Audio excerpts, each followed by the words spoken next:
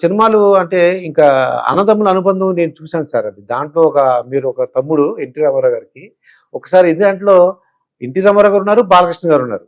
కొద్దిగా వాళ్ళ అనుభవాలు ఒకసారి చెప్పండి సార్. ఇద్దరు ఇప్పుడు మీరు అంటే 'ఎన్టీ రామారావు' గారితో మీకున్న పరిచయాలు, అలాగే 'బాలకృష్ణ' గారితో ఉన్నది. ఎన్టీ రామారావు గారు అంటే నేను మామూలుగా సినిమా ఇండస్ట్రీలో నాకు నాగేశ్వరరావు గారు అంటే ఇష్టం. బాగా ఇష్టం. నాగేశ్వరరావు గారు ఇవన్నీ నాగేశ్వరరావు సినిమా బాగా చూసేవాడి.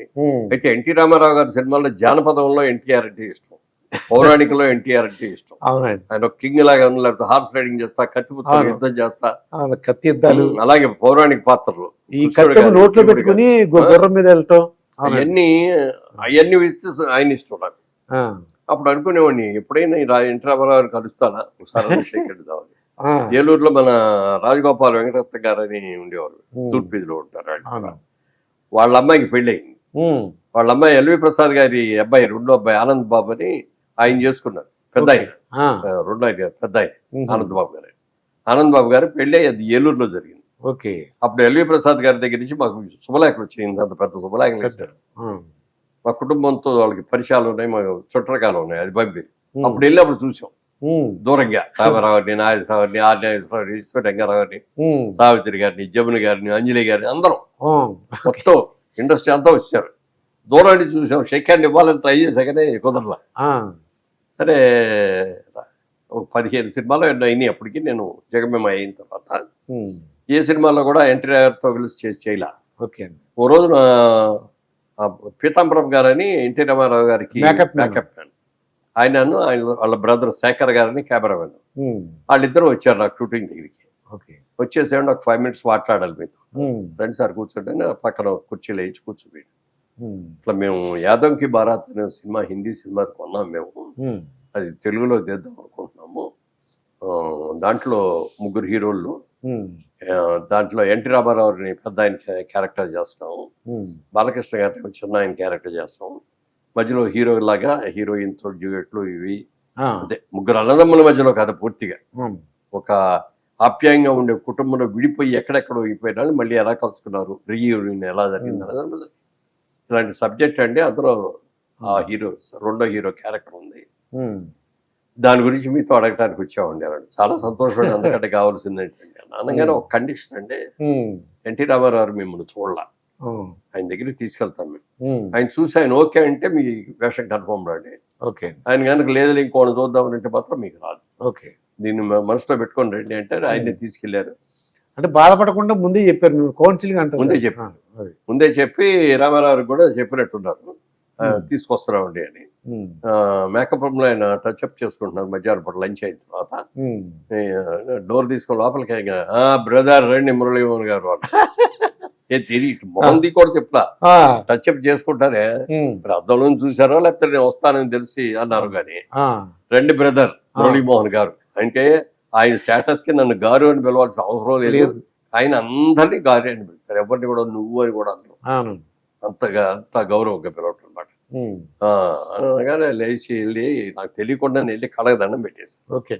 ఎవరికి మనకి కళ్ళకి దండం పెట్టాలనేది మనకు అలవాట్లేదు. అవును, కృష్ణుడు కదా సార్ మనకి. అదే కృష్ణుడు ఆయన చూడగానే తెలియకుండా వెళ్ళి దండం పెట్టేస్తాను పాదాలు.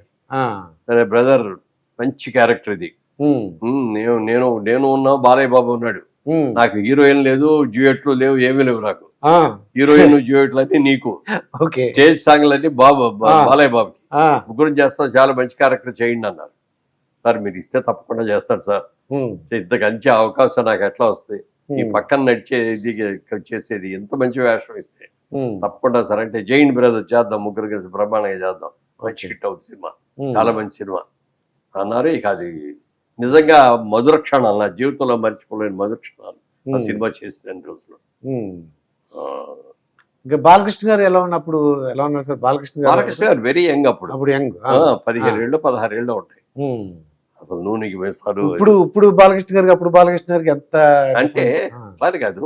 ఇప్పుడు చిన్న కుర్రాడుగా ఉన్నప్పుడు ఎవరో చాలా అందంగా ఉంటారు, పెద్ద ఇదివరకు ఉన్నంత ఇదిగా నేను లేనైనా కొంత జుట్టు విడిపోతా ఉంటుంది, కొంత మొహంలో ఇది అవుతుంది. అట్లా బాలకృష్ణ గారి విషయంలో మాత్రం అప్పుడు నూనె మీసాలతో ఎంత అందంగా ఉన్నాడు అనేది పక్కన పెడితే ఇవాళ రోజున ఈ ఏజ్ లో ఆయన కూడా 60-60 దాకా వచ్చినట్టున్నారు ఏజ్.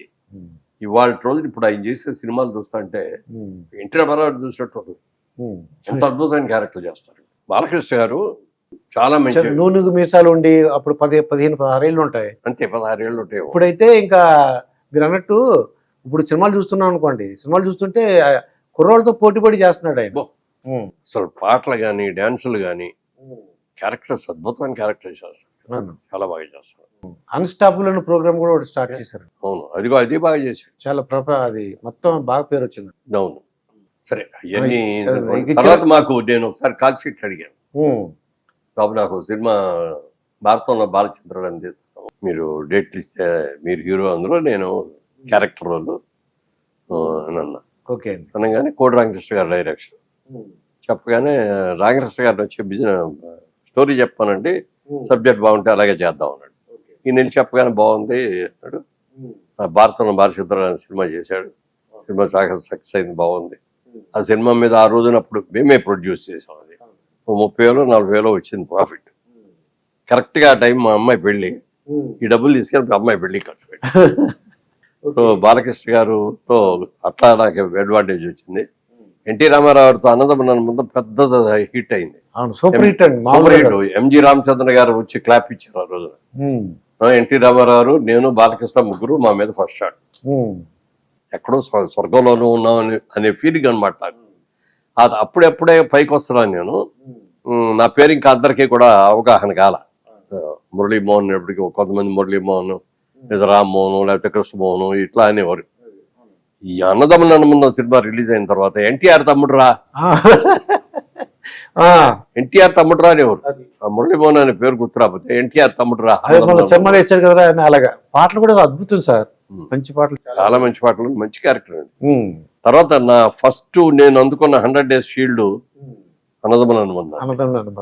ఎన్టీ రామారావు గారికి ఇంకేమైనా అనుబంధం ఉందా సార్? ఎక్కడ ఏదైనా సినిమాల్లో కానీ, ఫంక్షన్ కానీ? సినిమాల్లో ఇంకా 7-8 సినిమాలు చేశాను ఆయనతో కలిసి. అవి కాకుండా ఏంటంటే, ఆయన రాజకీయాల్లోకి వచ్చేటప్పుడు అది అంటే అప్పుడు మేమేం కలవలేదు, మా షూటింగ్లో మేమున్నాం. ఆయన అంటే చాలా అభిమానం. ఆయన ఇక వద్దు బ్రదర్, ఇక నేను చేయదలుచుకోలేదు, ఇన్నాళ్ళు జనం నా కోసం ఎంతో ప్రేమించారు, ఎంతో అభిమానించారు, ఈ స్టేజ్కి వచ్చాను, వాళ్ళ కోసం నేను ఏదైనా చేయాలి అని అనుకొని, ఆంధ్రప్రదేశ్ అంటే గుర్తింపు లేకుండా ఉండిపోయింది.